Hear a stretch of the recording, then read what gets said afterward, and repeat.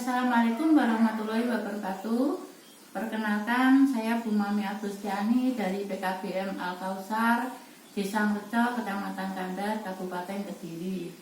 Dalam apresiasi GTK tahun ini, tahun 2022, yaitu apresiasi GTK PAUD Dikmas dan LKP berprestasi dan berdedikasi, saya ikut dalam kategori pengelola PKBM dengan tema perencanaan pengelolaan satuan pendidikan berbasis data menuju merdeka belajar. Dengan ini kami mengambil judul Sosial Media Facebook dan WhatsApp menunjang satuan pendidikan berbasis data menuju merdeka belajar di PKBM Al-Kausar. Kenapa kami memilih media sosial Facebook dan WhatsApp? Karena hampir semua, saya tidak menyampaikan semua, tetapi hampir masyarakat itu mengenal menggunakan WhatsApp dan Facebook, sehingga di sini akan memudahkan dan saling membantu antara pengelola dengan warga belajar.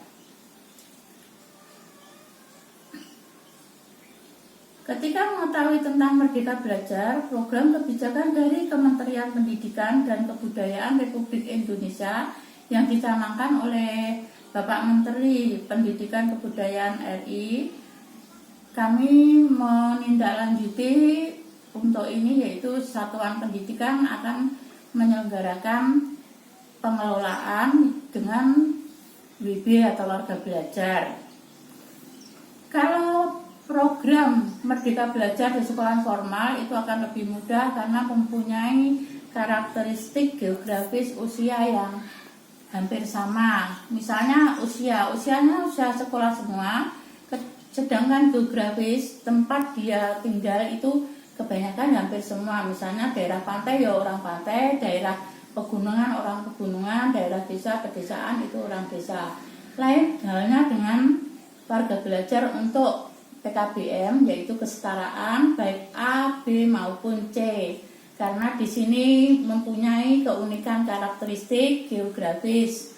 Misalnya itu kita tidak dari satu daerah, tetapi dari berbagai daerah. Jadi karakteristik geografis di sini adalah ada yang dari pegunungan, ada yang pantai, ada yang pedesaan. Kemudian karakteristik usia di sini di kesetaraan itu berbagai macam usia, tidak hanya usia sekolah. Ada yang lebih dari 20 tahun, bahkan ada yang 40-50 tahun baru mengikuti pendidikan kesetaraan baik A, B maupun C. Jadi masing-masing itu punya keunikan karakteristik dibandingkan sekolah formal. Kemudian di sini Facebook dengan WhatsApp itu mempunyai kemudahan untuk transformasi informasi yang akan lebih berkualitas, efektif, dan efisien karena bisa dilakukan dimanapun. Karena pendidikan kesetaraan di sini wilayahnya sangat luas, jadi akan lebih mudah dan efisien untuk menyampaikan data.